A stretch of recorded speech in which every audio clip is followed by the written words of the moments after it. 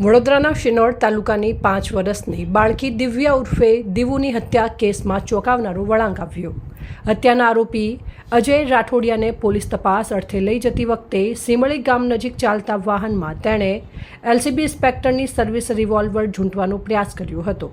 આ દરમિયાન પોલીસ અને આરોપી વચ્ચે ભારે ઝપાઝપી સર્જાતા એક ગોળી પોલીસ વાહનના આગળના કાચને વીંધીને નીકળી ગઈ, જ્યારે બીજી ગોળી આરોપીના પગમાં વાગી હતી। આ ઘટનાની જાણ થતાં વડોદરા એસપી સુશીલ અગ્રવાલ સહિત એસઓજી, એલસીબી અને સ્થાનિક પોલીસનો કાફલો સ્થળ ઉપર દોડી આવ્યો હતો।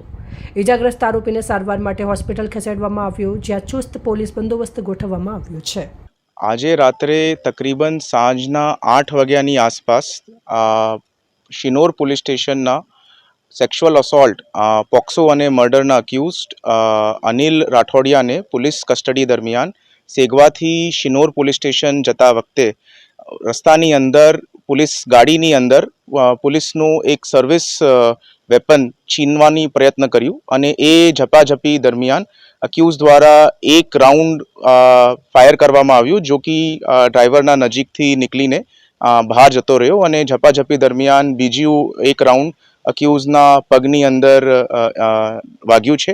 તાત્કાલિક પોલીસ દ્વારા 108ને જાણ કરવામાં આવી છે અને એમને હોસ્પિટલ લાવીને સારવાર આપવામાં આવી છે। ગોળી જ અક્યુઝના પગમાંથી લાગીને બહાર નીકળી રહી છે અને અક્યુઝની કન્ડિશન હાલ સ્ટેબલમાં છે અને હાલ પોલીસે આપની લીગલ કાર્યવાહીની તજવીજ ચાલુ કરી છે। Report Pravin Vasava, Pradeep Tantral, news, Vadodara.